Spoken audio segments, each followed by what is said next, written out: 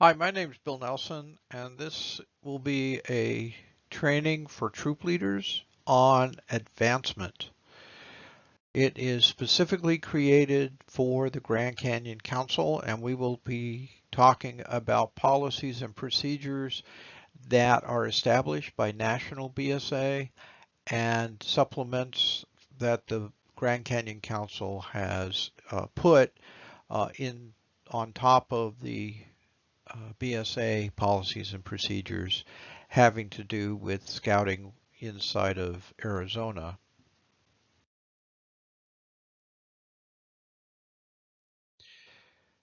Just a short statement on a new merit badge that's coming out this fall. It's going to be called Healthcare Professions Merit Badge. It replaces an existing merit badge called Medicine Merit Badge. When it's announced, the Scouts who are currently working on Medicine Merit Badge can continue to work on it until they complete it. But everyone else has to begin working on the Healthcare Professions Merit Badge if they're interested in doing a Medicine Merit Badge type merit badge. This is an optional merit badge. It's not Eagle required. It's one of the optional merit badges.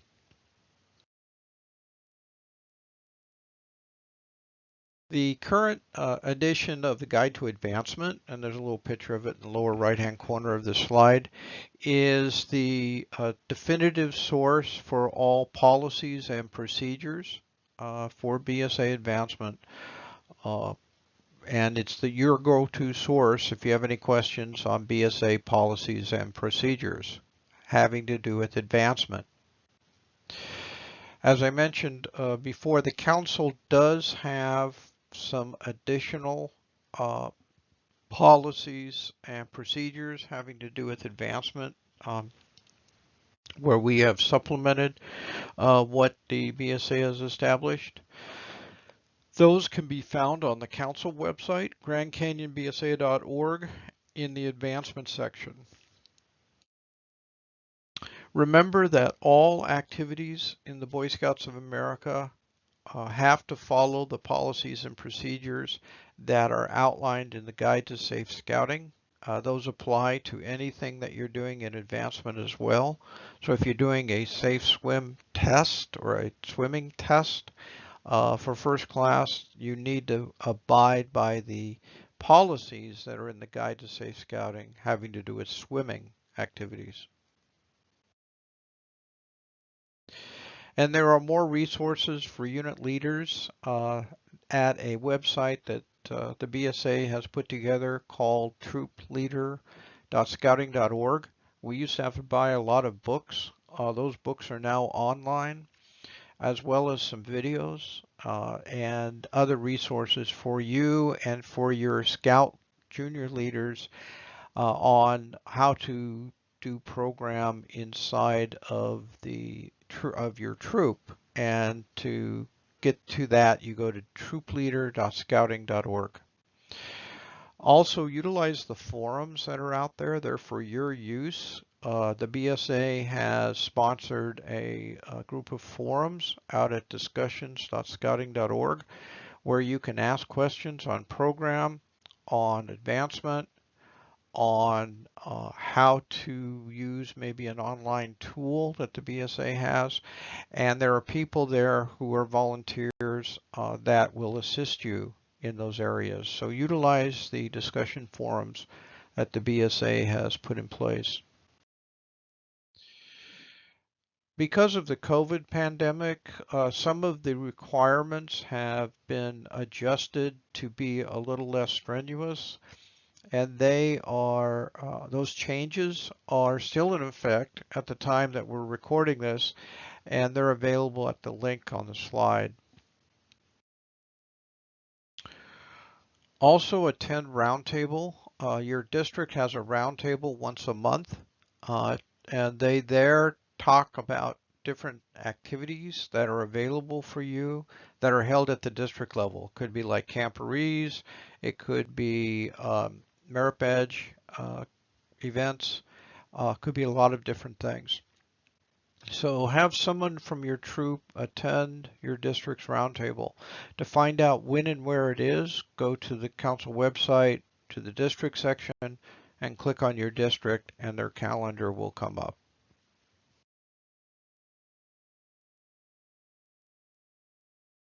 If you have questions having to do with advancement, these are the places to go. So first, consult the Guide to Advancement. Again, it's at scouting.org/advancement. If that doesn't answer your question, contact your district or council advancement administrators. The council advancement uh, chair can be reached at the email that is on the slide.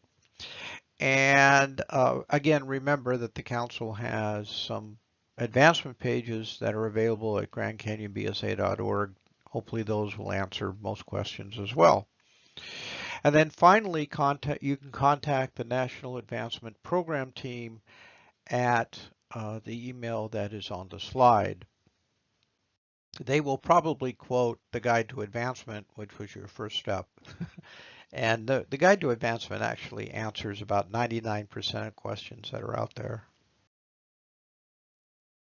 Don't change requirements. We're tempted to add to requirements or subtract from requirements depending on situations, and we do not have the authority to do that. So right inside the front page of the Guide to Advancement, it says no council, committee, district, unit, or individual has the authority to add to or subtract from advancement requirements. The scout must do what the requirement says to pass. No more, no less. They've got to do what the requirement says. When we go into the merit badges and go into the requirements, we'll talk a little bit more about this, but keep in mind that as a general rule, you at the unit level and me at the council level, we do not have the authority to change advancement requirements. And even if we would really like to see them different, we can't change them. Now we can give the scout more information on something, but we can't test them and say that you must learn this or I'm not going to pass you on this requirement. That is not allowed. So make sure you understand what each requirement says. That is what the scout has to do, no more, no less. In the Guide to Advancement, it uses certain terms that if you're involved in business and on writing business policy, you probably are used to these terms. But just to make sure everybody understands, if the policy says must or shall, then it's mandated that we have to do it. We have no choice. If the policy says should, that means that it's a best practice and the BSA would really like us to do that, but it's not a mandated policy. If it says may or can, then the BSA may not think it's a best practice, but they allow us to do it anyway. So it's kind of them showing flexibility in the policy or process. Also, when the Boy Scouts of America uses the term in any publication that says unit leader, it means Cub Master, Scout Master, Venturing Crew Advisor, Sea Scout Skipper, or Lone Scout Friend and Counselor.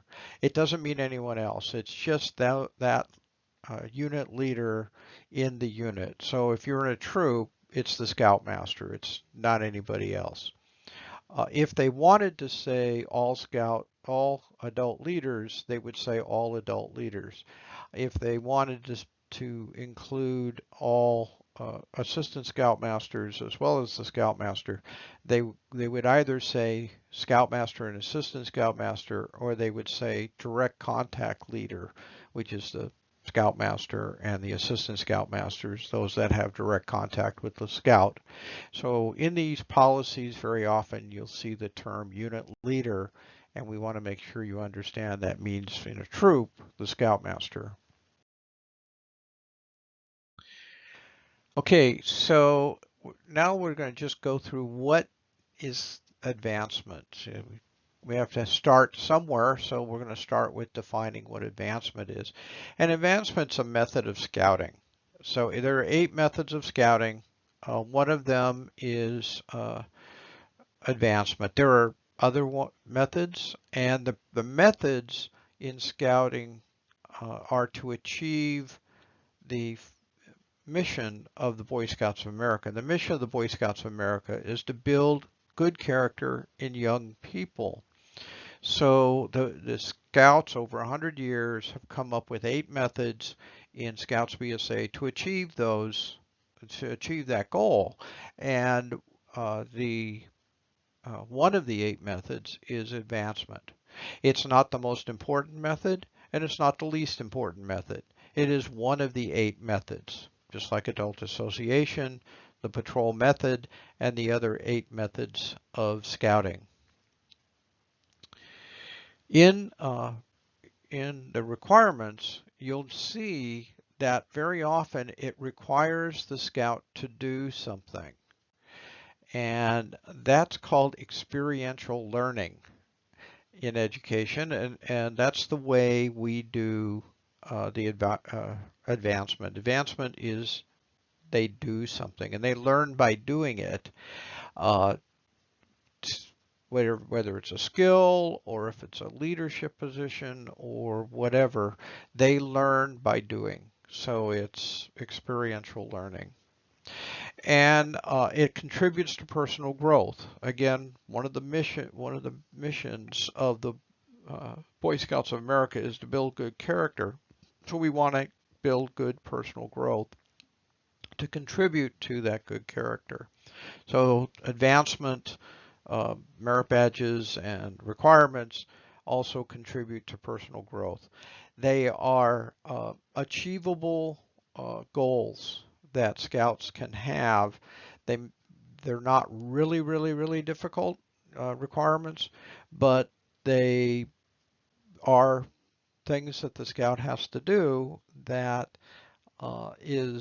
might challenge them in certain areas.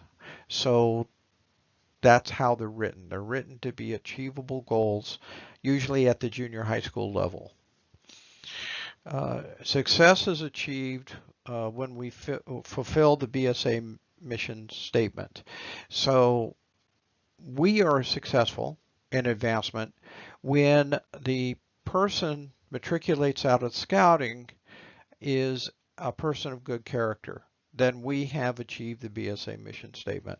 Whether they matriculate out as a tenderfoot or if they matriculate out as an Eagle Scout, as long as they're a person of good character, we have achieved the BSA mission statement.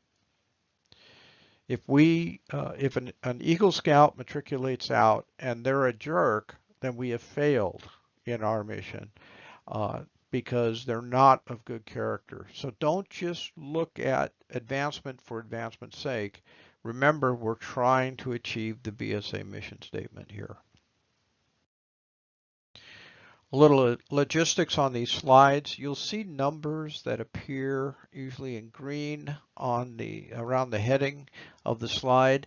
That is the section of the guide to advancement that this information is coming out of. So I'm not making all of this up out of whole cloth. These are actually statements that are coming out of the guide to advancement.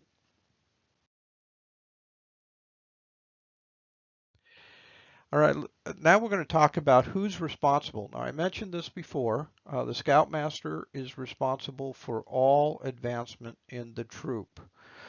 No one else. He or she can delegate it to someone else, but they need to be responsible for it. And if they delegate to someone else to do testing, then they need to feel comfortable that that person they delegated to to do the testing will do it correctly, just like they would do it.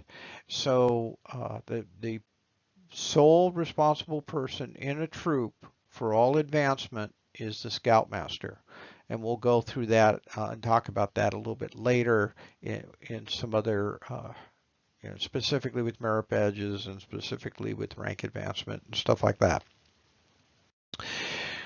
Again, they can delegate to anyone they want to, but they need to make sure whoever they're delegating to will be just as good as they are in executing the testing stages and things like that in advancement.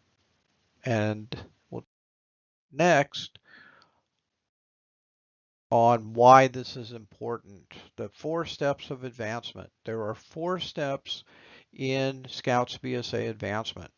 The first step is that a Scout learns something. They can learn how to tie a knot. They can learn how to raise a flag. They can learn the Pledge of Allegiance. They learn something.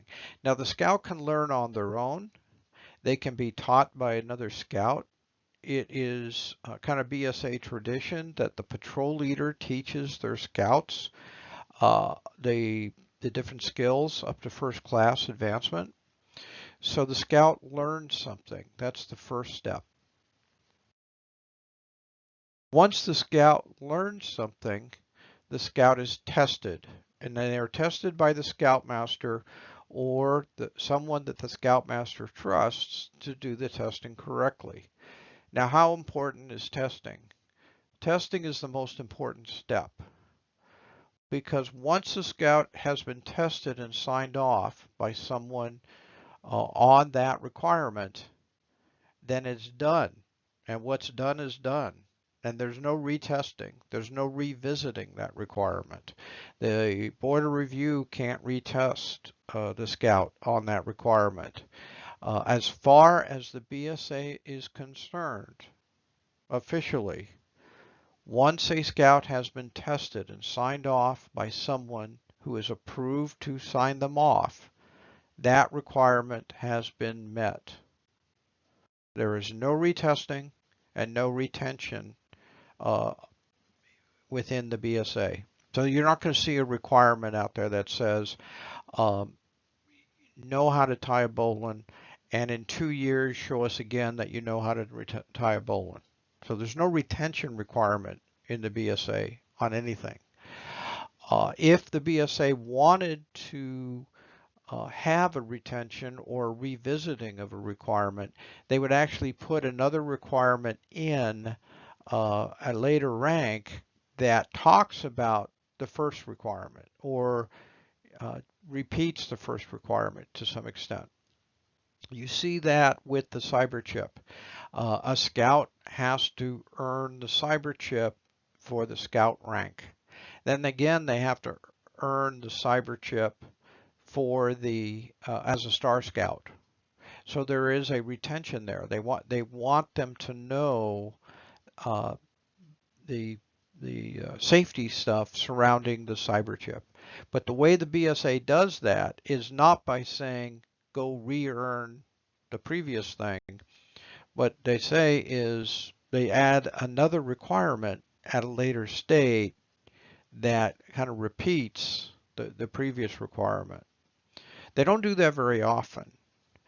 And we can't do it at all. The only people that can, remember, don't change the requirements. That's the very first green circle I showed you. That is we can't make any changes. But National can say, okay, we'll put another requirement in here. Cooking merit badge. You have to cook for first class, but if you're going to do cooking merit badge, they say, well, you can't count your first class cooking. You got to do it again for the cooking merit badge. So at least for cooking, they think that's important to be able to repeat something. But we don't have anything that says the Board of Review can retest. In fact, since day one, the BSA has always said the Board of Review cannot retest on any requirement. And we'll go into that in a little bit more detail when we talk about the boards of review. So since there's no retesting, this initial test and how you go about doing it is very important. So make sure that a scout is really tested individually, that they know how to do it. So avoid this idea that, well, they all went around in a circle and I showed them how to lash a pole, so now I'm going to sign everybody off on how to lash a pole. Well, if you don't know that that scout has personally and individually passed that requirement, don't sign them off for it, because it may come back to haunt you later on when you want to say, well, they never really learned how to do this. Well, you signed them off. So signing them off and testing is extremely important. So after they're tested and they're signed off, a scout is reviewed. Now for ranks, that normally means that we do a board of review. The board of review simply looks and makes sure that the requirements have been signed off. The amount of time between ranks, if there is an amount of time that's required, has been achieved, and they look at Scout Spirit. And they don't look at a lot of other things having in this advancement review. We will talk more about the board of review in this class at a later date, but realize that a scout is reviewed is one of the steps, and normally for ranks, that's a board of review. And then a scout is recognized. And normally we do that by giving them a badge, hopefully at the next meeting, and then recognizing them again at a court of honor. And the court of honor is hopefully done about once a quarter. And they're recognized with maybe a recognition card for the rank, maybe a parent pin to give to their parents. And so the scout is recognized twice, once at the next meeting, and then again at a court of honor at a later date.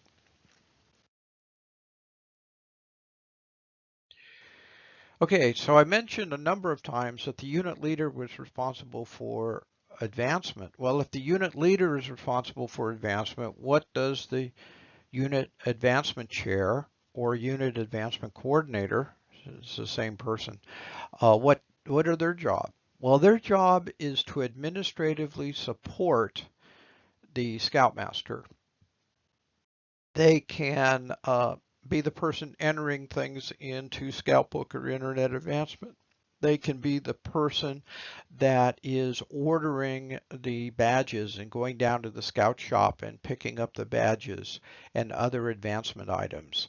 They can be the person that prints out reports and gives them to the committee and the scoutmaster and the parents so that everybody knows the status of the scouts for advancement. They're also, hopefully, they understand the BSA policies and can help inform people on the BSA's policies and procedures surrounding advancement. So they're kind of a resource for the parents and the troop leader as having to do with advancement. So there's a lot of work that they can do in this area to support the scoutmaster of the unit.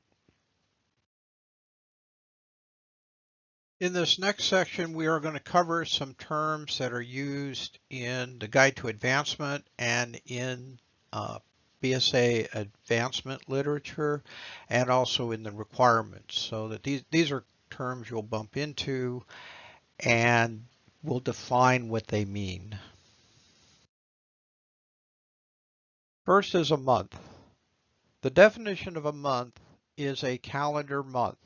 So regardless of how many days that month has in it, it is a month. So a month is not defined as 30 days or 4 weeks. It's just the calendar month. So from February 2nd to August 2nd, for example,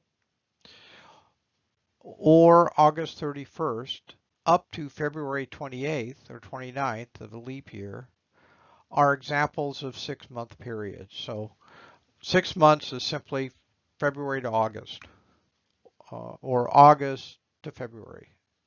So that's a 6-month period. Doesn't matter if February only has 28 days or 29 days. It's still 6 months. So it does not mean you got to find 180 days and figure out what that is from one rank to the next. So a month is a calendar month.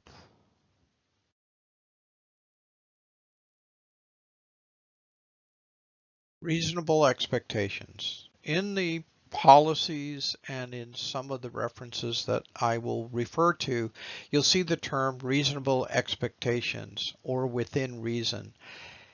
What that means is that a third party would look at the situation and say that the troop's expectations for the scout are reasonable. They're not excessive.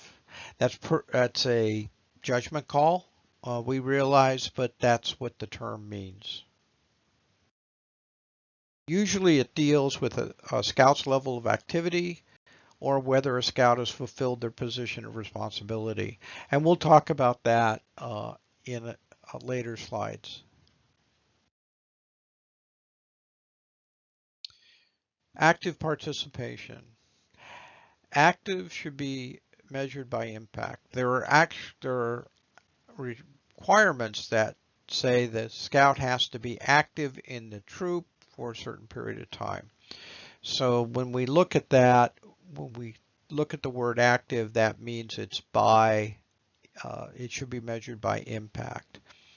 Now, there are 3 tests that need to be applied for active. First, that the scout is registered. That just means they're registered as an active, they have a current registration in your unit. The second is that a scout is in good standing with the unit. The unit has not kicked them out for any reason. So those are both administrative tests. The scout's registered and you haven't kicked them out. The third is that the scout meets the unit's reasonable expectation. There's that word. Or if not, a lesser level of activity is explained. Well, what's the unit's reasonable expectation? That's defined in section 4231, so you actually can go into the Guide to Advancement in that section and look at it. There's like 3 pages having to do with this.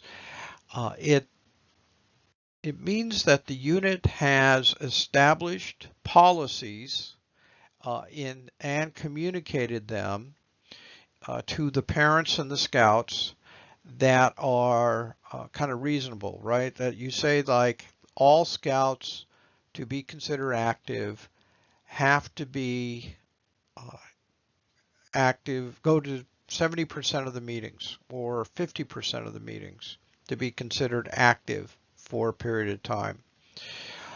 That would be reasonable. To say that they have to attend 100% of the meetings or activities would probably be unreasonable because scouts get busy.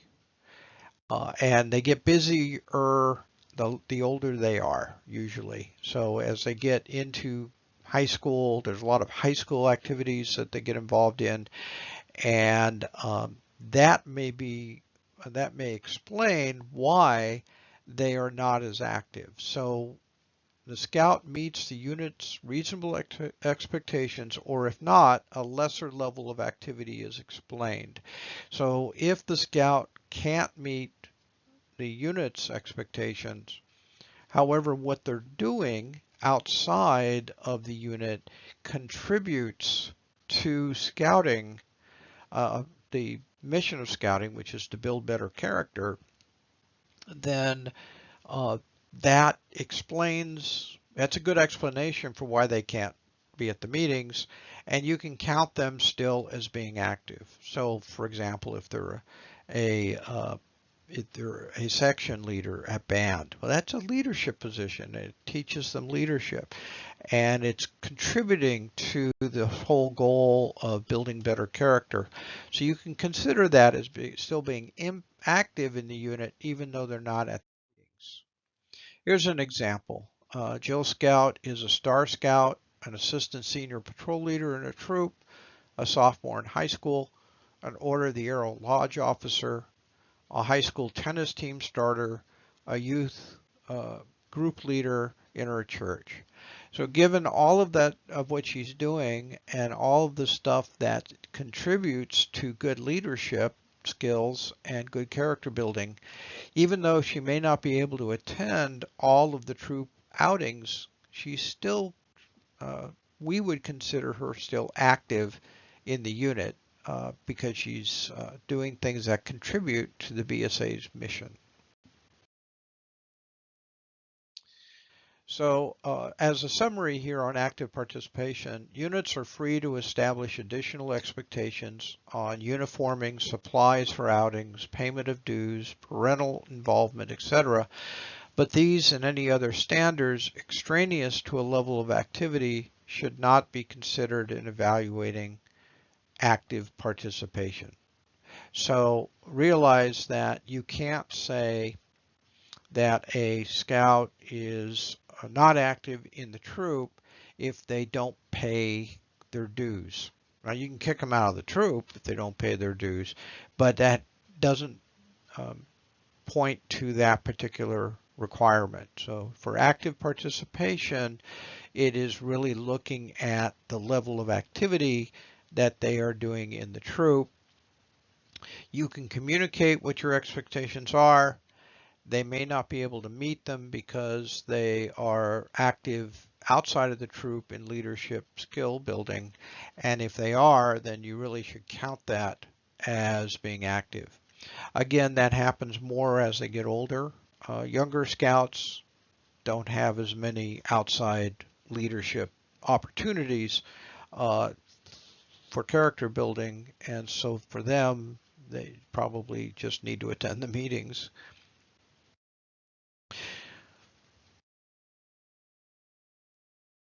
There is a requirement in every rank that talks about scout spirit, and it's to live the oath and law in their daily life.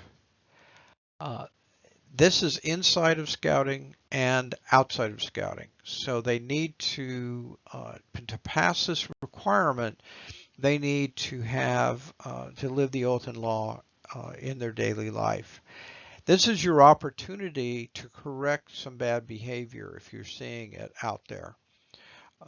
And depending on the scout and their age, it may be something that you don't hold up advancement, but instead you say, okay, you need to correct this behavior before you're able to pass the next rank. It could be like swearing, it could be like bullying or something. If it's extremely serious, um, and it could be serious bullying, serious swearing, stealing, drugs, or whatever, you can hold up advancement until they correct the activity. This is usually up to the unit leader. It's verified and kind of double checked by the board of review. If somebody on the board of review knows something that the unit leader does not know about a scout in this area, and it would hold up the scout's advancement, then they really should talk to the unit leader before the board of review, just so there's not, the scout's not embarrassed that they go through all the rigmarole of board review just to have you vote no, I don't want to pass the scout because of something you know about that impacts scout spirit. Also realize scout spirit is not enjoying scouts or scouting. You're not a cheerleader for scouting. That's not what we talk about. That's not what we mean by scout spirit. It's not like school spirit. School spirit is rah rah, cheerleaders, school song, school mascot, all that kind of stuff. That's not what scout spirit is. That's not what this requirement is. If they hate scouting, if they hate life, they can still pass this requirement. It has nothing to do with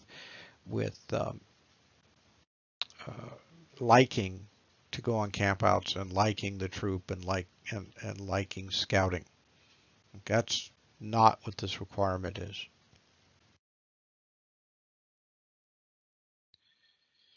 The troop and the scouts have certain requirements that require service projects. Service projects should be a regular part of the program in the troop. Uh, they must be executed and approved as written in the requirements. So if the requirement talks about a project, make sure you understand what that project is. Uh, Time spent on Eagle projects normally qualify as time that an individual scout puts in for the rank. So if they need service hours for first class, if they work on an Eagle project for someone else, that counts towards those service hours. And remember that any activity, you have to follow the guide to safe scouting, and that includes any kind of service project that your troop does. Positions of responsibility. These are troop junior leader positions. Uh, the person has to be in that position for a period of months, depending on the rank that they're working on. Um, there is a list of specific uh, leadership positions in the requirements for the rank. So if they're working on life rank, it says, you know, on the position of responsibility requirement, it specifies what positions of responsibility count. Those are the only positions of responsibility that do count. And you can't count any other ones. For example, no patrol positions other than patrol leader count for any position of responsibility requirements. So if you have somebody that's a patrol quartermaster, that position does not count towards the position of responsibility rank requirement. So be very careful about the positions of responsibility that are listed and make sure that those are the ones that the scouts are filling if they want to try to achieve that rank. The scout can hold more than one position to fulfill a rank uh, duration if sequentially. So the scout can be quartermaster for 3 months and then assistant senior patrol leader for 3 months, and that would count for a 6-month position of responsibility duration. The unit expectations of the job need to be met by the scout. The unit needs to make sure that they communicate to the scout and their parents what the expectation of the job is. Otherwise, whatever the scout thinks the job is counts as what the job is.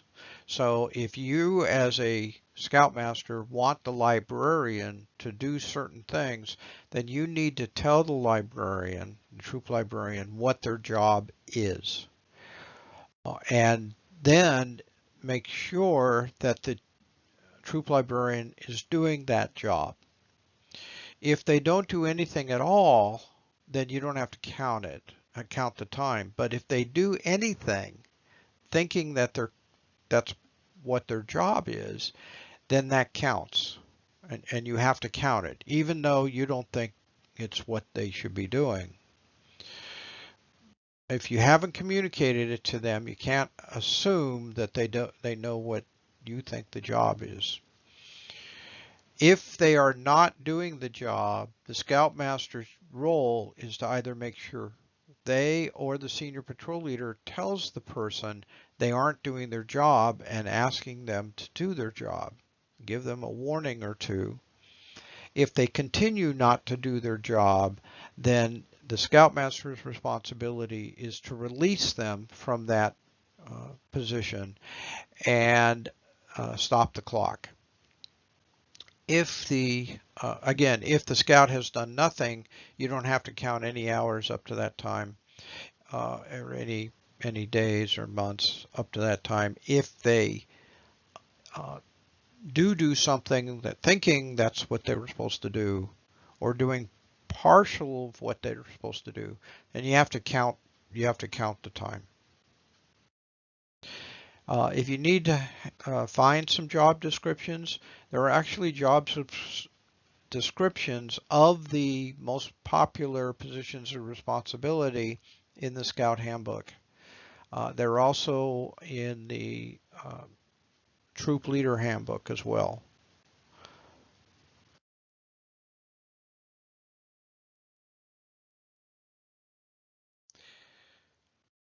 So just a little more on positions of responsibility. When a scout assumes a position of responsibility, something related to the desired result must happen. If they don't do anything, then you don't have to count the time.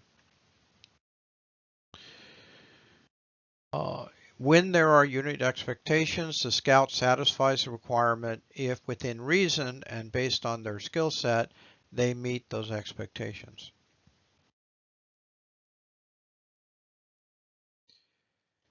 If there are no unit expectations, it's basically what the scout thinks they're supposed to do. Um, Again, if they do nothing, you don't have to count the time. If they don't meet the requirements, make sure you communicate that early to the scout that they're not doing their job. Try to coach them so that they will do their job, encourage them to succeed, and if everything fails, remove them from the position.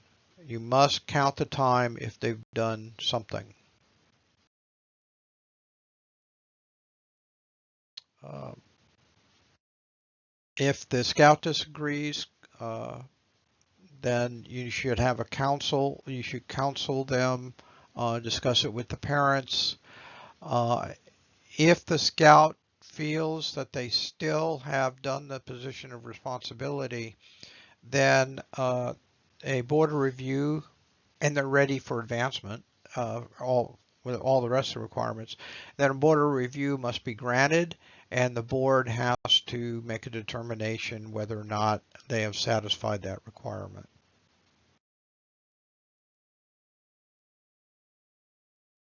Okay, this is not a position responsibility. This is talking about activities that the scout needs to do 10 troop activities, or a scout needs to do camping for first class and they need to do camping for the camping merit badge. Can that activity fulfill more than one requirement? And the general rule here is if the requirement does not say that they cannot count an activity that they have previously done, uh, or they're making count for something else, then they can. They can double dip. They can do more one activity and it counts for more than one thing. Usually some rank advancement activity and a merit badge activity. Camping is a good example. They have to have a certain number of activities for first class, certain uh, couples, some of them have to be camping, and they have to do the camping merit badge. And they have to do a certain number of nights camping, and they have to do OA, they have to do a certain number of nights camping. All one camp out can be one camp out for all three of those requirements because there are no requirements inside. Those requirements don't say you can't count this for anything else but this requirement. So it can count for more than one requirement. Cooking merit badge, though, as I mentioned previously, it does have a statement that says first class cooking does not count towards this merit badge. So it specifically says you can't count first class cooking to do cooking merit badge. So in that case, you cannot double dip. The other thing to think about when you're looking at one activity to satisfy multiple requirements is make sure you understand and the scout understands what the requirement is. Remember, the scout must pass the requirement, no more, no less, but they have to do exactly what the requirement says. So in uh, citizenship in the community,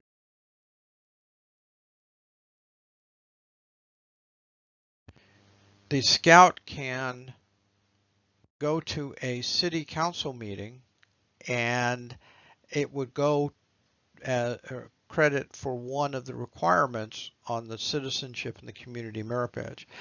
In the communications merit badge, there's also a requirement that says that can be satisfied by attending a city council meeting. However, both of those requirements are different. If you read the actual requirements for citizenship in the community, they go to a city council meeting, they look at they they look at what's happening, they report back um, to the merit badge counselor an issue that was brought up, and both sides of the issue talk about both sides of the issue and what they think about the issue. In communications merit badge, they go to a city council meeting, they look at an issue that was brought up, they analyze how the people argued the issue from both sides. They talk to this merit badge counselor about how those people uh, did in their presentation and what they did in their presentation, what was more effective and what wasn't as effective. So the requirements are similar, but they're not identical. In those cases, if a scout knew ahead of time what they was required of them, they could satisfy both of them by attending one council meeting. But they still need to do what the requirement says, exactly what the requirement says. And so you can't just carte blanche say, okay, you went to a city council meeting for citizenship in the community, so I'll count it for communications. They got to do exactly what the requirement says.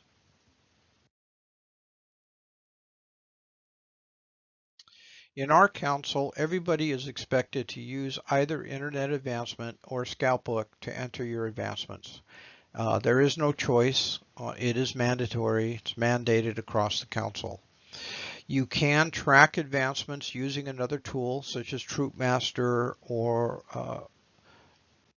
another non-BSA tool, but you have to also report your advancement in either Internet Advancement or Scoutbook. That's mandated by the council. The Scout Shop should not be allowing you to purchase anything restricted item without evidence that you have entered this stuff in Scoutbook or Internet Advancement. It The reason why it's there is because the electronic systems are in the cloud, they're backed up. It's reporting to our level of what the scout is doing. If the scout moves from one troop to another troop, their advancement is there uh, at a national level, and so that's why it just solves so many problems that's why it's mandated. If you need help with Scoutbook or Internet Advancement, uh, there is a online help system for Scoutbook and Internet Advancement. It's at help.scoutbook.com. Once you get there, you can search for what you're looking for. If you're just getting started, search for getting a unit started, and it gets you to a page that you can start reading, and it links to other pages. Also utilize the forums. There are experts in both Internet Advancement and Scoutbook on the forums, and there are places on the forums where you can ask questions on both Internet Advancement and Scoutbook, as well as my.scouting things.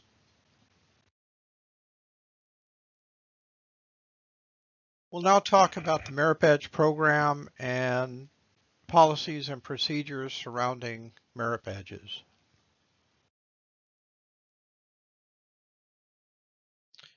First, let's talk about the procedure or process of a scout getting a merit badge. So this is the recommended process that the council and national recommends that the scouts use to obtain a merit badge. So first, the scout discusses their interest in a badge with the scoutmaster. Then the scoutmaster recommends a merit badge counselor. The scout contacts that merit badge counselor or another they're choosing. The scout actually has the option to choose any merit badge counselor that is registered as a merit badge counselor and approved for a badge, for the badge that they want to take by a council.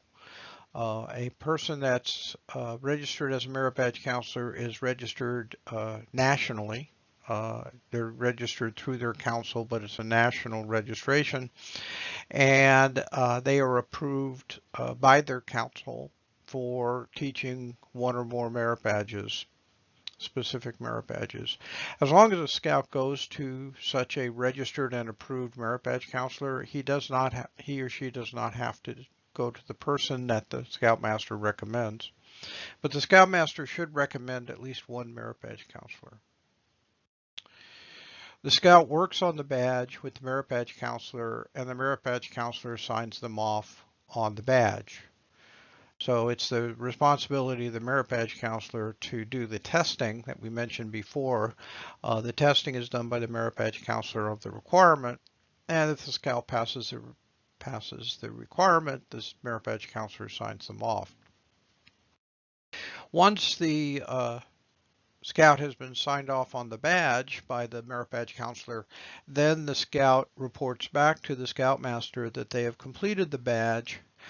If they use a blue card, they show the blue card or other record to the scoutmaster. The scoutmaster gives them a receipt that they have received the information. Normally, that if it's done with a blue card, the middle section of the blue card is used, and I'll show you that in a minute, as a receipt, and that gets back to the scout to prove that they have reported it to the troop. And then it's the troop's responsibility to record the merit badge in a system like Scoutbook or Internet Advancement, and then purchase the badge. Okay, so we recommend blue cards, but they're not required, especially if you use Scoutbook. So if you're using Scoutbook, Scoutbook will track the merit badge progress just like a blue card would, and you can use Scoutbook. Scoutbook has the ability to print blue cards as the progress progresses, and at the end you can print a blue card. At any time you can print a blue card from Scoutbook. It's recommended that even if you use Scoutbook, that you do print those blue cards and use them as a backup just in case.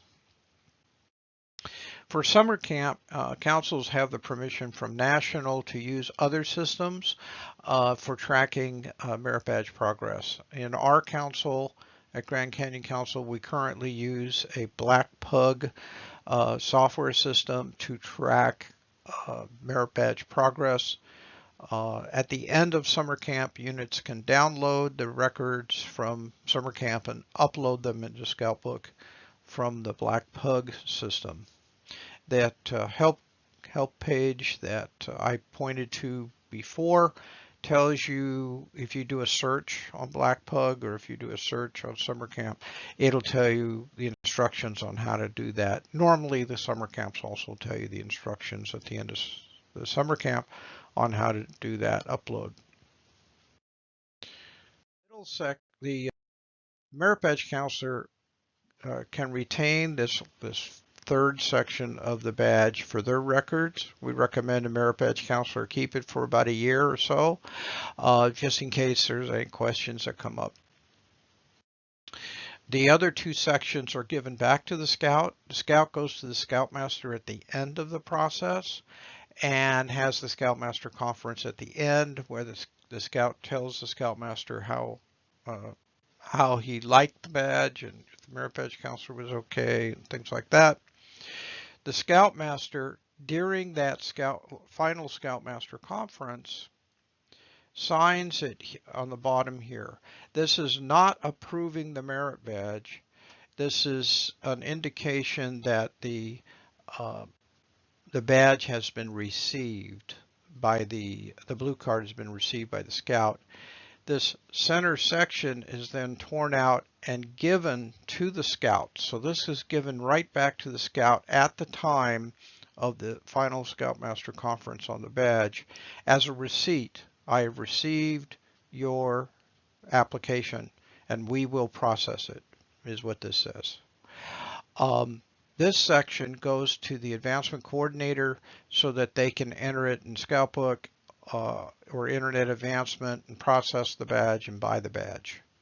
Notice there is no unit leader signature on the final application, only the counselor. The counselor is the person approving the badge. So keep that in mind. Unit leaders do not approve merit badges. So just in summary, a scout may work on any merit badge at any time. A scout may begin work on a merit badge before contacting a counselor, and that makes sense for some badges. Like camping merit badge, they're going to do camping. Coin collecting, they're going to do coin collecting probably before they talk to a merit badge counselor. A unit leader discusses the merit badge with the scout. They don't approve either the scout working on the badge or the final completion of the badge. Merit badge counselors must be registered and approved by the council. Counselors may work with and pass any member of the BSA, including their own children, wards, or relatives. And sometimes they make the best merit badge counselor for a particular badge. If you're the only dentist around, then you're probably the best person to teach dental merit badge. It's the scout's choice which merit badge counselor to go to. The troop cannot mandate they go to a certain person. Registered merit badge counselors can counsel badges anywhere within the BSA. There are two situations when a troop can deny acceptance of a merit badge application, and there are only two situations. The first is that the scout was told that they must go to a registered merit badge counselor who is approved by the council to counsel that merit badge that they're going for.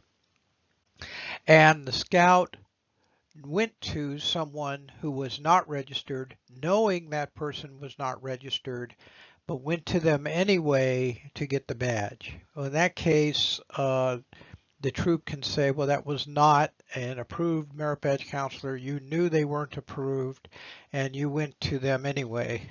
And so we won't accept the application. Go to an approved one, approved by the council, by National BSA for that merit badge and get that to get that merit badge. The second situation is the troop knows for a fact that the scout could not complete a requirement. For example, 21 nights camping for someone who just joined the troop would be a good example of that.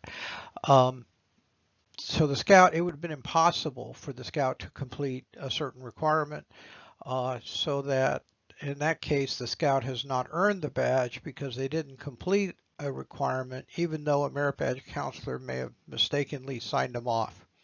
Those are the only two situations that a troop can deny acceptance of a merit badge application that was signed off by a merit badge counselor that was registered by the council. Even if it turns out later that the scout went to a merit badge counselor thinking that the person was okay, and maybe even the merit badge counselor thought they were registered, and it turns out later they were not registered, you still would have to accept that badge. Just notify council of the situation, notify the merit badge counselor of the situation, and to get it rectified for the future.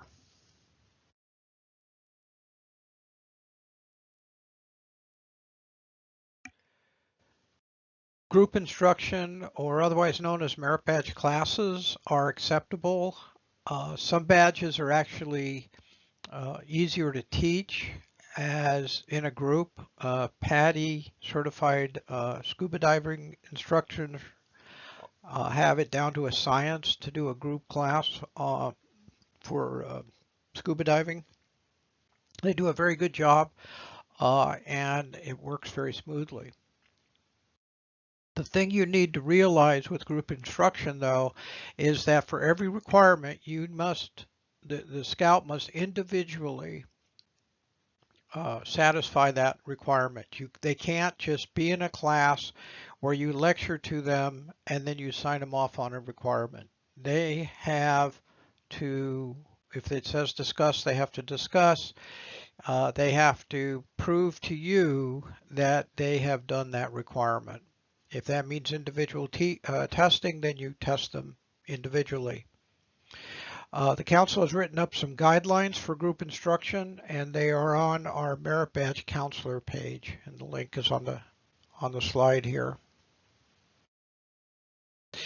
Inter-unit, which is between different units in the same council or the same district, merit badge classes outside of your chartering organization are not allowed.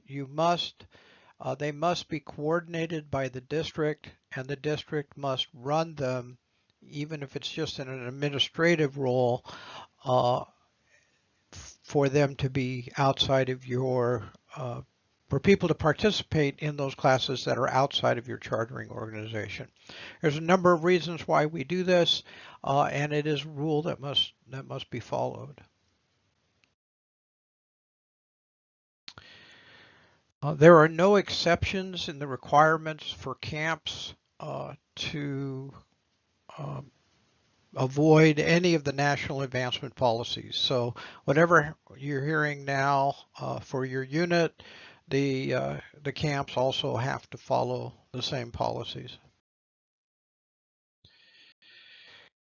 To register for a merit badge counselor, you go to the council website, and then you go to advancement, and then you look, and then there's a pull down for merit badge counselor. You select that, and there's instructions there on becoming a merit badge counselor. Basically, you have to apply. There's an application you have to fill out. There is a merit badge counselor information sheet that says what badges you would like to counsel. There are guidelines there for the restricted badges that require certifications. Those are in aquatics, climbing, shooting sports, and those areas. So those require certifications if you wanted to teach any of those. And then you can select up to 20 badges that you would like to counsel. Here's some true and false questions. A counselor who only works with a single unit does not need a district or council advancement committee approval. That's false. A merit badge counselor can limit their service to a single unit if they want to, but they must still be registered with the council as a merit badge counselor, and we have to approve the badge that they want to counsel. By the way, a merit badge counselor can also restrict ages. If they would like to counsel, but they don't want to counsel anyone younger than 13, that's fine. A merit badge counselor can restrict who they counsel by age if they want to as well. Scoutmasters don't have automatic approval as merit badge counselors. They have to be registered as a merit badge counselor for any badge that they wish to counsel. So they also need to fill out the application form and the merit badge counselor information sheet. A reminder, all scouts must be personally tested, and the merit badge counselor must feel that they know that that person has individually satisfied the requirement. in merit badge classes before they sign any individual off that goes to a merit badge class. Group testing, which is the idea that everybody at once does something, and because of that, the scout is considered passing. That's not acceptable. You can have individual tests that you give in a group environment, and then you score each individual. That's fine. Two registered adult leaders, 21 years of age or over, are required for all scouting activities. That includes merit badge counseling. If you have a female scout there, you have to have a female adult present as well. Partials are incomplete merit badges, and partials expire when the scout ages out of scouting. So basically, they don't expire.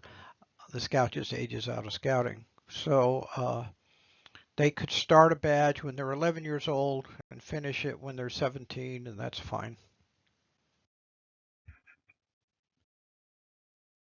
We'll now transition to discussing boards of review in the unit environment. A board of review must be granted when requirements are met or when the scout believes they have met the requirements. We can't expect the scout to request or organize a board of review. That's not the scout's job. I know there are some troops out there who have gotten in the habit of asking a scout to organize a board of review or notify the committee that he's ready for a board of review. That's not the scout's job. And specifically, according to BSA policy, it is not their job to request a board of review.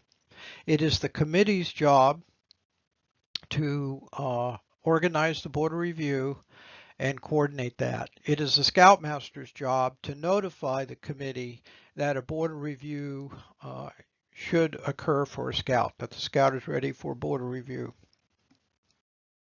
You can't delay a scout for any reason other than advancements not being complete. You cannot say, well, he's not 13. We want to have all of our life scouts at least 13 years of age because we don't want Eagle Scouts being too young.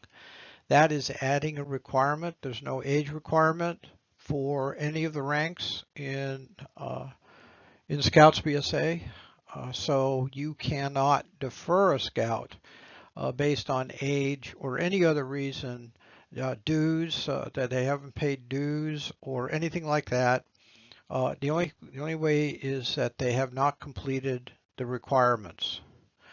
And even if they didn't finish the requirements, if they think they finished the requirements, you still have to hold a board of review. You cannot ask the scout to exceed requirements. You cannot say, you've checked out the patrol box. Until you bring back the patrol box, you cannot have a board of review. You can't just throw out new requirements that don't exist. Who makes up the board of review? We would like the board of review to be 3 to 6 members of the troop committee, over 21 years of age. Now, if you can't find 3 committee members for board of review, you can grab people in the neighborhood who are over 21 who agree to BSA policies to sit on your board of review. That's okay, but we really would rather have 3 of your committee members sitting on the board of review. Unit leaders, which are scoutmasters, and assistants, which are assistant scoutmasters, shall not serve on the board of review for a scout in their unit because the board of review has to do with program, and those people are in charge of program. A parent or guardian shall not serve on the board for their own son because they tend not to be objective. The candidate parent or guardian shall not select members of the board. It's not up to them who sits on the board. They can't say, well, Mr. Jones doesn't like me, so I don't want him on my board. They don't have that choice.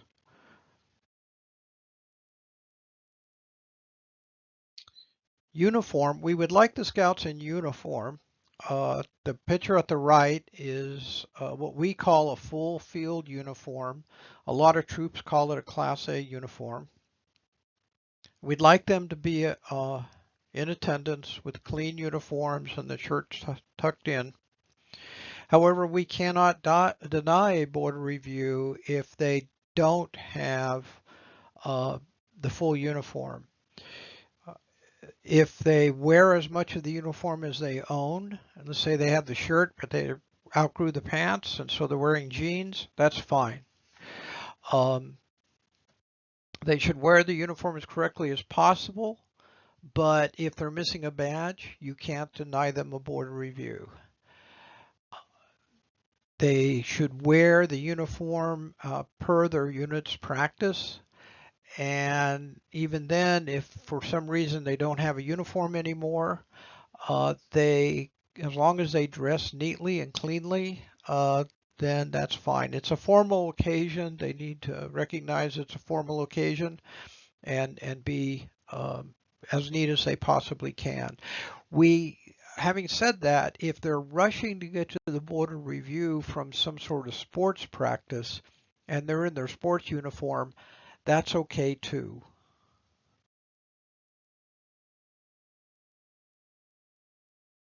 Wearing the uniform to and from events does not affect unit insurance. I know there is a rumor out there that if you don't wear your uniform to and from events, that the BSA insurance will not cover you. That is not true. BSA insurance covers you as long as you are following the Guide to Safe Scouting.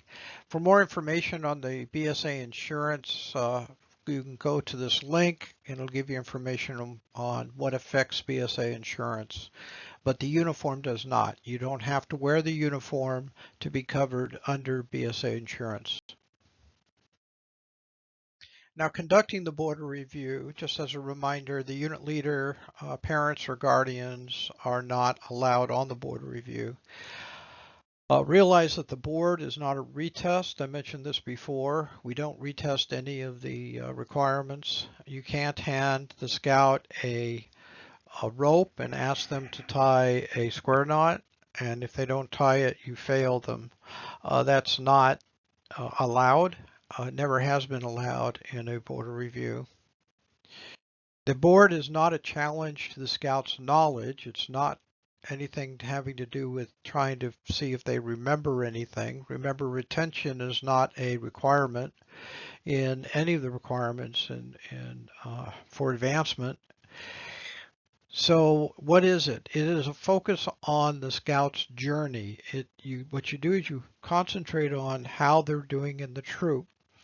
What did they find in the past that was enjoyable? Did they learn anything? Did they learn anything that they can apply to their future? What would they like to see differently in the troop? What would they like to see differently in the requirements? So it's that kind of a thing. It's a quality control interview of the scout's journey. And it's to encourage them to advance further. While you're doing your board review, though, do check to make sure that all of the requirements have been signed off by somebody who can sign them off. Double check the dates. Make sure that nobody calculated the number of months incorrectly, and double check on like Scout Spirit that there isn't a big issue there. Do not expect perfection. These are scouts that are learning by doing, and they're young. Realize that they're in front of a bunch of strange adults, and those strange adults are making a decision whether or not they can go further in scouts or not. And that's a pretty nervous situation, and you don't want to make it any more stressful than it already is. Be positive, be nice, keep it to about 15 minutes or less. After you go through the steps that I outlined previously,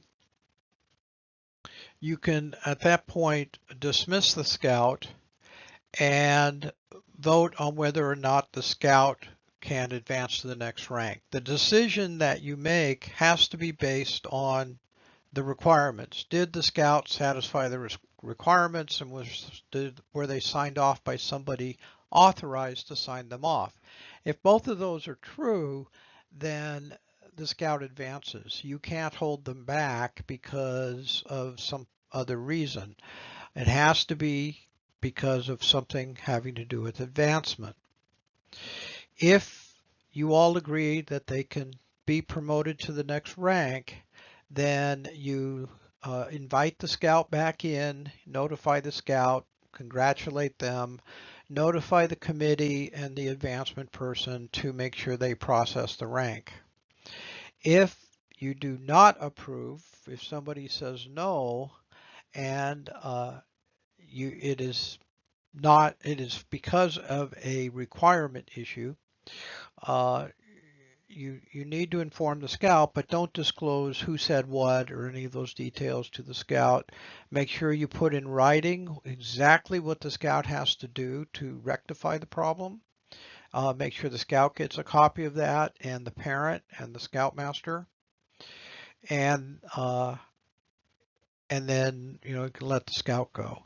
If it's a little thing, like they forgot to do something, and the person who didn't sign them off, there's a blank on one of the requirements, then go ahead and if it's a simple thing that can be done quickly, then you can adjourn the board for a week or two and reconvene the board when that is completed, and let the scout then finish the board without having to start all the way from the beginning of the board of review.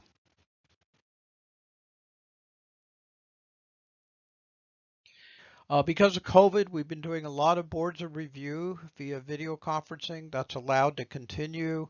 If when things normalize, it is always better to do boards of review face to face. And so keep that in mind, that try to do your boards of review face to face. The Eagle Scout Board of Review is conducted by the district. It happens after the project is done, all the merit badges are done, all the paperwork is done, and then checked by the council in the district to make sure there are not any problems with things being missing in the system. Everything looks great, and then a board of review is held. That happens. It can happen after their 18th birthday, but it happens definitely after all the requirements are complete for Eagle. And it's conducted at the district level. If a Eagle Scout does not get his Eagle board, his or her Eagle board by the time they're 18, they have up to 24 months to submit paperwork and get their Eagle board done after their 18th birthday. All the requirements except for the paperwork and the Eagle board of review, though, must be done prior to their 18th birthday. If a scoutmaster or committee chair does not approve of them going to Eagle for whatever reason, they can still have an Eagle board if they want it.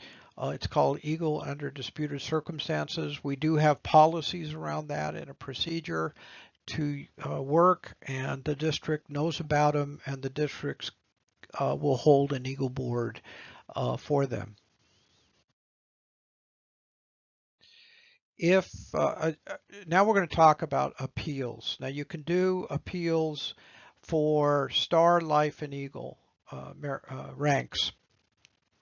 For Star and Life, if the board of review says no, the scout thinks they earned it, parents think they earned it, they can be appealed to the district or the council. We will review the appeal and the situations. We will get feedback from all the parties involved and make a decision whether or not the scout can advance in rank, or if they have to rectify something before they can have another board review and go for that rank. For Eagle, it's the same kind of process. It's done at the district level first. If the district board of review said no, then other people in the district review that appeal based on exactly why the scout was told no, and they will come up with a recommendation. If the recommendation is to go ahead with the Eagle, then it's processed as normal. If the recommendation is to uphold the vote of no, then the parent or scout has the option to appeal to the council. We will then look at it again and make a recommendation to national. National makes the final recommendation. You can only have one board review for Eagle, so it becomes very important at the Eagle stage. Star and Life, you can have boards of review. If you fail one, you can have another one. At Eagle, you only have one board of review. If you fail it, then the only option you have is an appeal based on whatever reason it was for the rejection, and then at the we end up reviewing it at the national council level. Realize that there are not very many appeals at all, so it's not like it's a real common occurrence that these things happen. This is the process for processing an appeal. It's just realize that there are processes in place, and we'll notify you if you get to the point of having an Eagle that they had rejected. We have to tell you what the process is and why and what you can do to appeal. We will now talk about Eagle Scout particulars. All right, so let's talk a little bit about the Eagle Scout Service Project, and then we'll get into some other things. So the Eagle Scout Service Project is explained on the website, at the council website. There's an actual Eagle Scout section. So I recommend that you go there to that Eagle Scout section. It'll tell the entire Life to Eagle process, what the steps are, what you have to do, and how to get an Eagle Scout project approved, and that sort of thing. You can start an Eagle Scout project after you're a Life Scout and it has been approved by your unit, your beneficiary, and the district. So the district is always last, and the district has to approve it before you can start work on it. You can think about what you might want to do for an Eagle Scout project at any time, but you have to be a Life Scout to get it approved. So the Eagle Scout Service Project is outlined in requirement 5 of the Eagle Scout requirements. So while a Life Scout, plan, develop, and give leadership to others in a service project helpful to any religious institution, any school, or your community, the project must benefit an organization other than the Boy Scouts of America. A project proposal must be approved by the organization benefiting from the effort, we call that the beneficiary, your Scoutmaster and unit committee, and the council or district before you start. So it's right there in the requirement that it has to be approved before you begin the project. If you begin the project after or before you get approval, you run the risk of it not counting for your Eagle. And you've done good work, you've done a project, but it does not count towards Eagle. So get it approved before the Scout starts work. They must use the Eagle Scout Service Project Workbook, and that's linked in the Eagle Scout page at Council. One thing about the workbook before we go on, the workbook's a PDF, a fillable Adobe Acrobat PDF, and it is highly recommended that the Scout type in the PDF and submit the PDF uh, all the way along the line. Print it out, submit it all the way through the process, and keep typing in that workbook. Uh, Very often, Scouts will write in longhand in the workbooks, and they become illegible because of copies being made, photographs, trying to be taking pictures of it on the cell phone and all that kind of stuff. And it just becomes extremely difficult to read. And as long as you make things difficult, then you're going to have a hard time going through an approval process, no matter who's approving it and for what. So it is highly recommended that they actually type in the workbook. They have to use the workbook. They have to submit the workbook. The workbook you can type into, so type into it. Let's break down this requirement 5 a little bit. So at the beginning it says while a Life Scout. So that means that you have to be a Life Scout to do the Eagle Scout Service Project, to do anything really having to do with the Eagle Scout Service Project.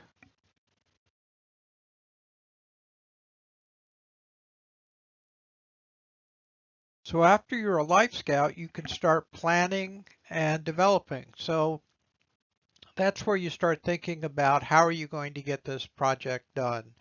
And you're going to put together a proposal. It'll be in the proposal section, the first section of the workbook. And it just is enough information there that somebody who is looking at it can make the decision, yes, this project will probably work for an Eagle project, and I'll approve it going forward as an Eagle project. It's not a detailed plan in the proposal section. We'll talk about that, the proposal section, in a little bit later. The detailed planning takes place after the proposal has been approved. So after the people that need to approve the proposal approve it, at that point, you can go ahead with your detailed planning, your buying of materials, and your scheduling of the work and getting the work done. The people that have to approve a proposal are the unit, scoutmaster, and committee chair. The beneficiary, the person you're going to do the project for, and the district advancement committee has to approve it. So, and they always approve last. The district approves last. So you have to get the approvals of the other people first, and then the district approves, and then you can start work on the project. So until it's approved, you have to wait until it's approved. You can't start your project. Don't start your project before it's approved. The proposal won't be categorically rejected. In other words, it won't be rejected because it's a certain category, blood drive, for example. There are tests that have to be satisfied. If those tests are satisfied, then the proposal will be accepted. So we'll talk about that a little bit.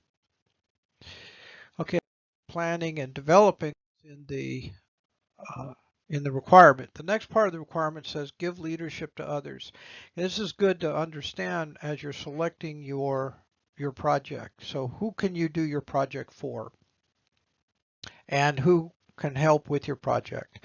So when you do a project, you want to select it that it's large enough that you have to instruct other people on how to help out with the project. And how many people? It all depends on what the project is. So if you're going to put together a playground set, you might be able to get away with 5 people helping you.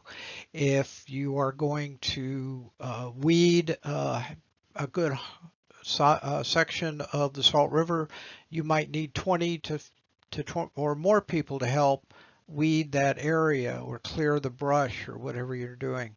So it all depends on what you decide to do for your project as far as how many people you have to lead. So keep that in mind. If you had to have a minimum number, the BSA says 2 people other than the scout. That would be the minimum number. It all depends on the scope of work that you come up with. The helpers may be BSA members or not, but should be age appropriate for the project. So if you're going to be taking out brush in the Salt River, your helpers shouldn't be like 5 years old or something.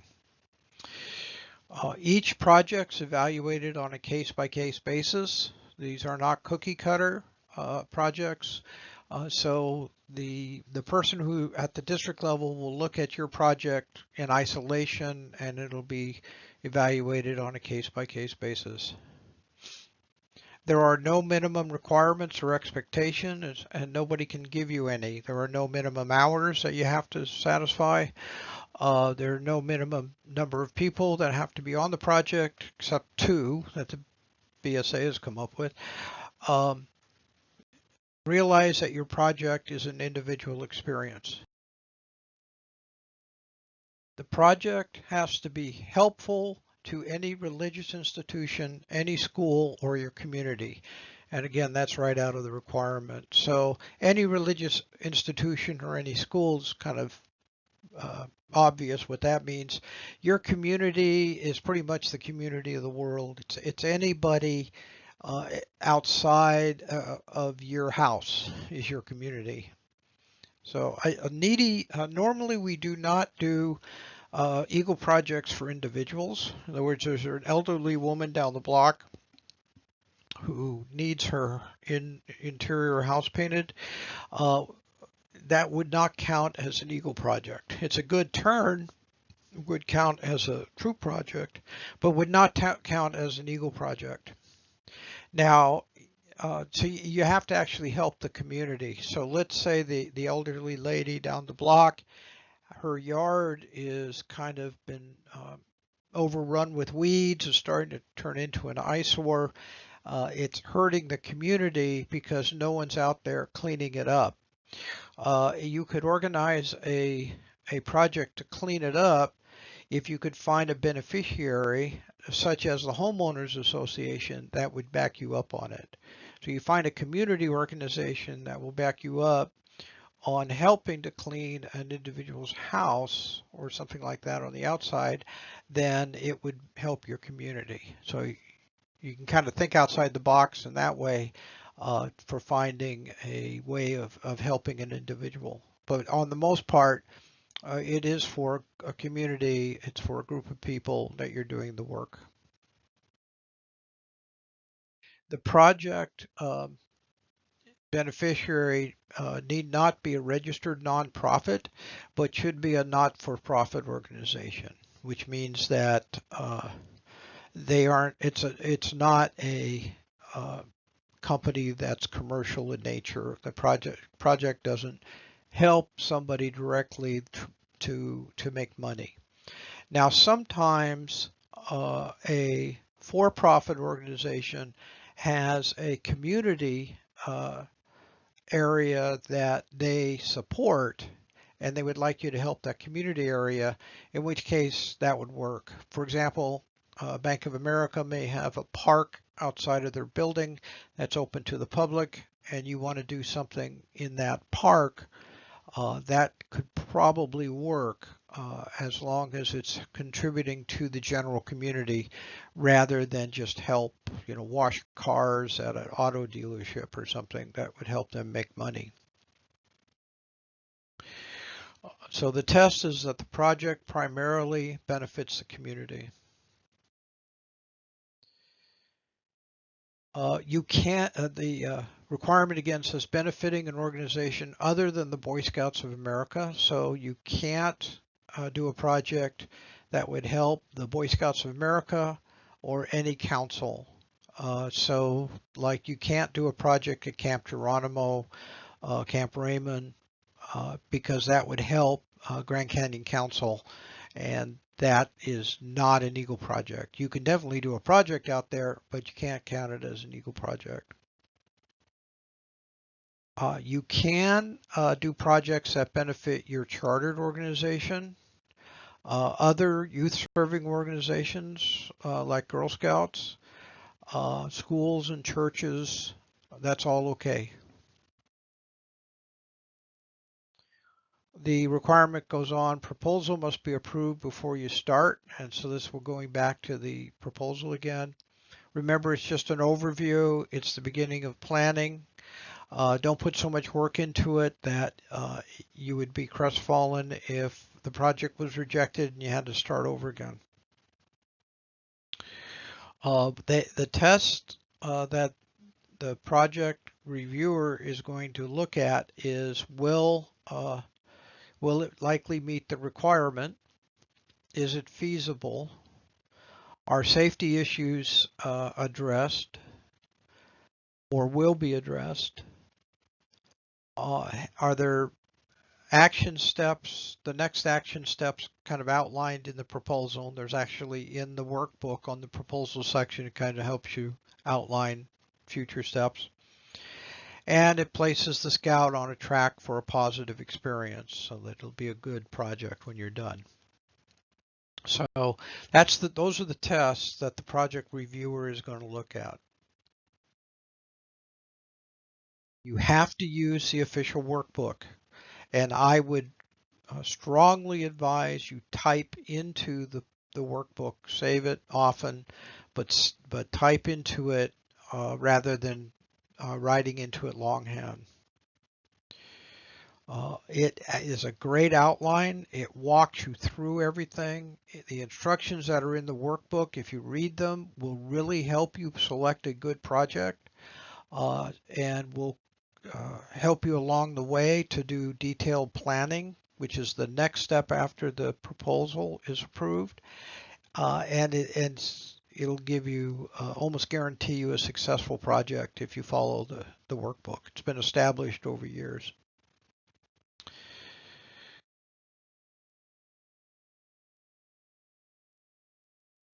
So there is an official workbook.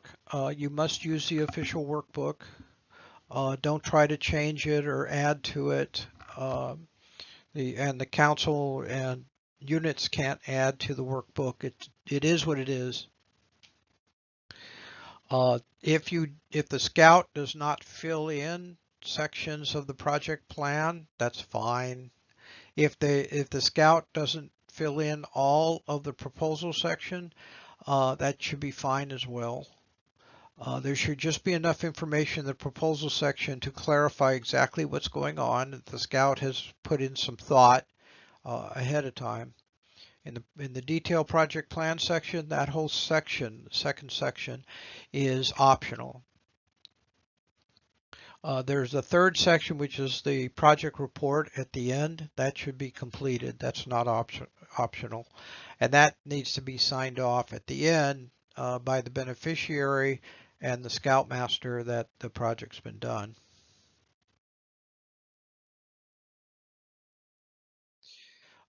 Make sure that whoever is the candidate reads the information in the workbook.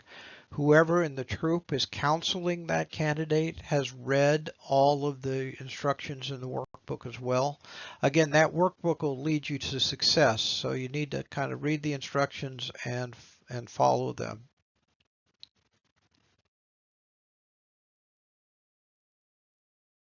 Some notes on fundraising. Keep in mind that the project may not be a fundraiser in and of itself. In other words, you can't just collect money for a children's home and then donate the money to the children's home. That would be a fundraiser. You can't sell chocolate bars for a children's home and give the money to a children's home. That would be a fundraiser. So you can raise funds, but the funds can only be used towards materials or tools or food for the volunteers of your project. Um, if you are going to do fundraising at all, there is a form to fill out that's in the workbook. So you fill out the form and you submit it when you submit your project proposal. So uh, you think about how you're going to do the fundraising, you write it up in the form, you include it with your project proposal to be approved at the time of your project proposal.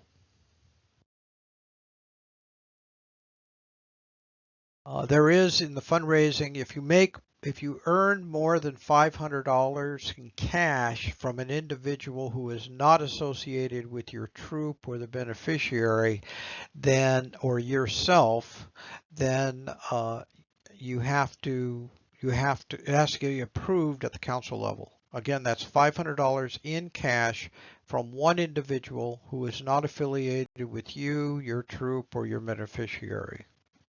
It doesn't happen very often.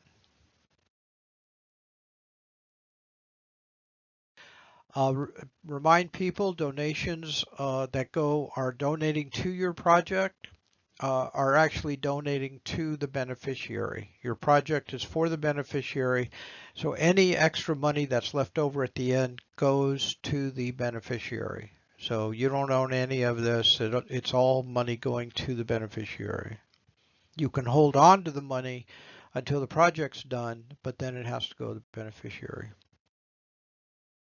This is just an example of what the project fundraising application looked like. It's in the workbook.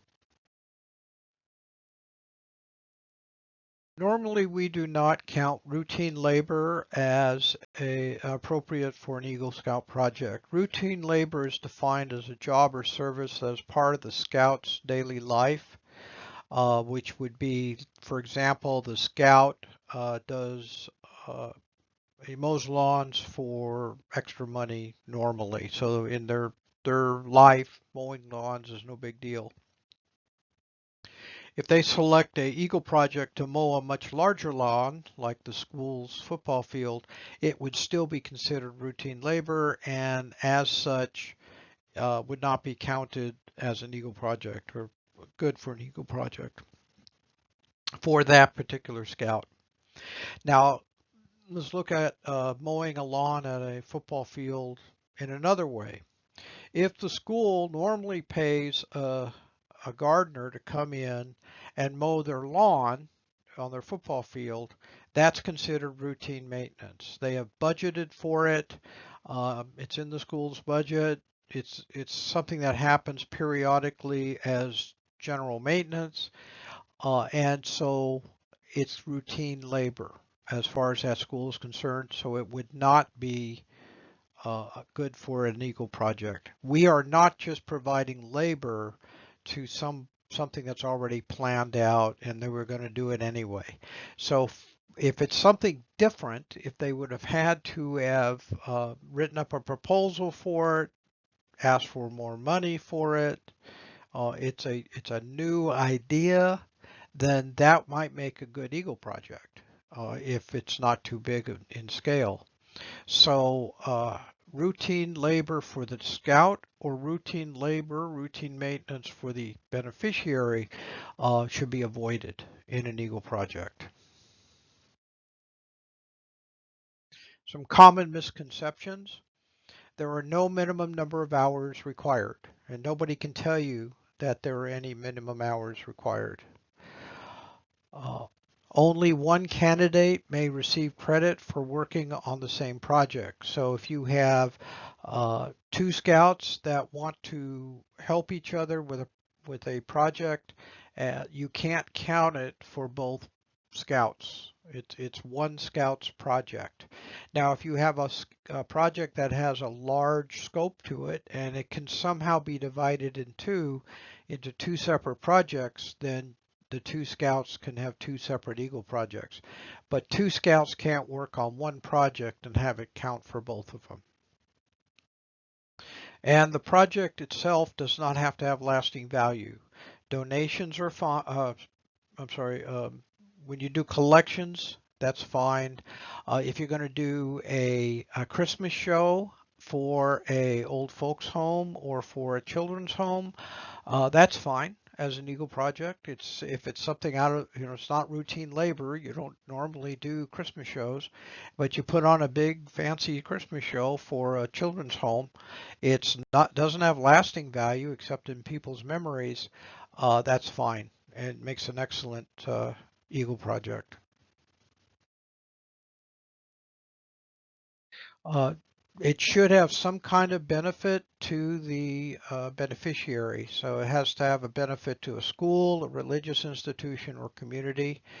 You have to provide leadership of a group of people. So whenever you come up with your project, make sure you are coming up with something that you're providing leadership for.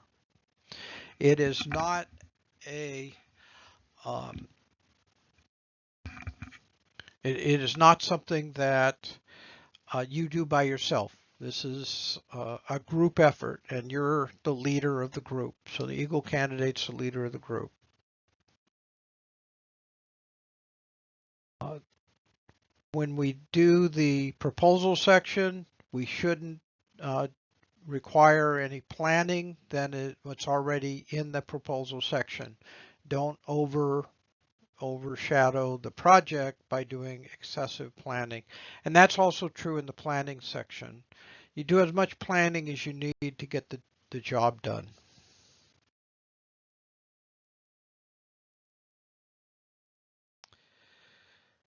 So in evaluating the project, the unit leader or project beneficiary may choose not to approve the project if service or impact is deemed insufficient. So the candidate may be required to do more work at the end to finish up the project. They didn't do what they agreed to at the very beginning. This is true also at the district board of review level. They may say, well, this is what you said you were going to do, but you did significantly less than that.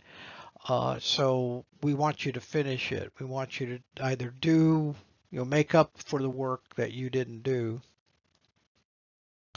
The candidate may be requested to start over if it's the type of project it is simply could not be done at the scope level that he originally set it out to do. So they might have to start over and find a new project. In those cases, the candidate can comply with the request.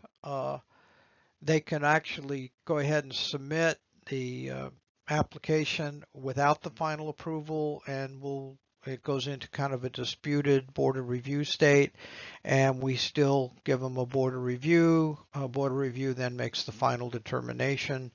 The scout can't. The scout needs to remember they only get one board of review.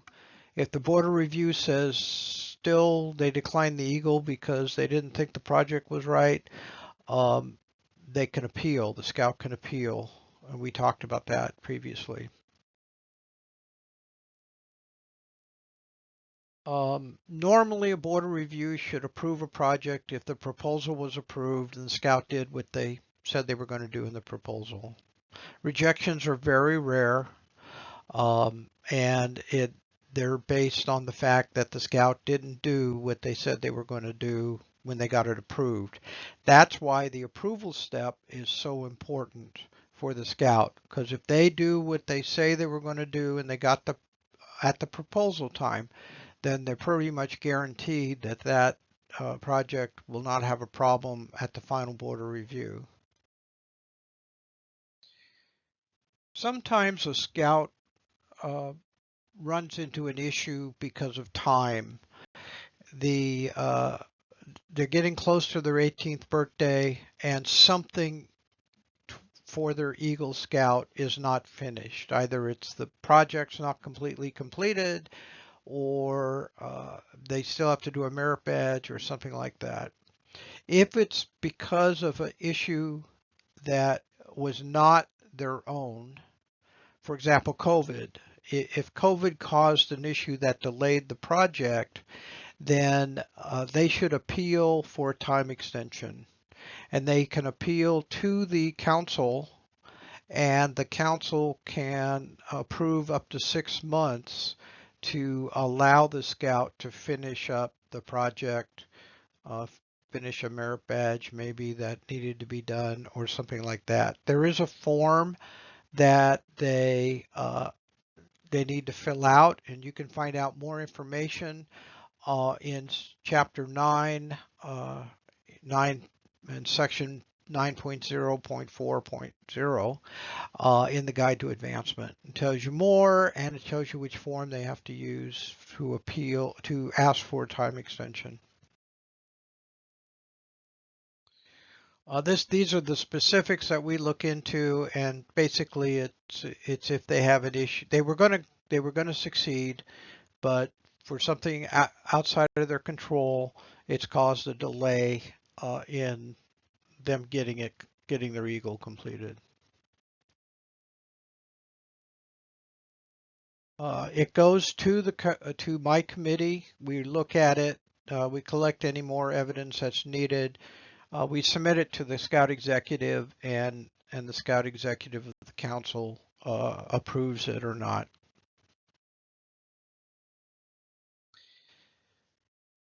Moving forward to special needs scouts, scouts with disabilities, please note that scouting is inclusive.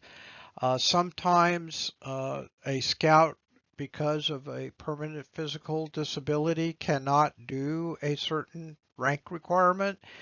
We can make adjustments at the council level based upon guidelines from national.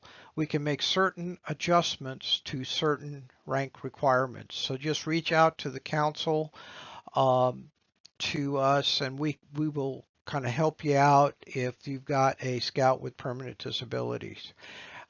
Usually the first thing is see if they can't do it on their own first. If they can do it on their own, that makes them feel better than if we just blindly change the requirement on them.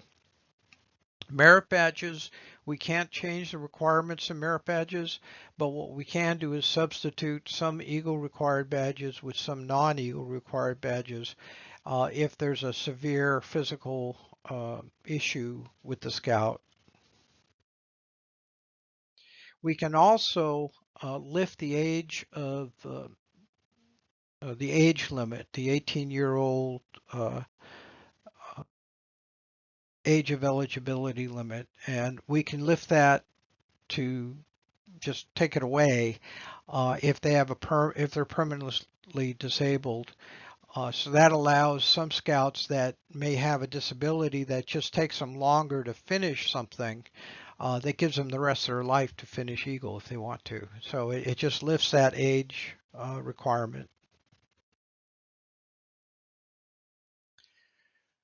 So that concludes our presentation for today, and I hope you learned something that's useful in advancement for your unit. If you have any specific questions, you can feel free to email me. The link here on the slide is to where the slides are. If you want to open those up so that you have the links, and you can click on the links to go to the different resources that we pointed out during the presentation. So I wish everyone a good day.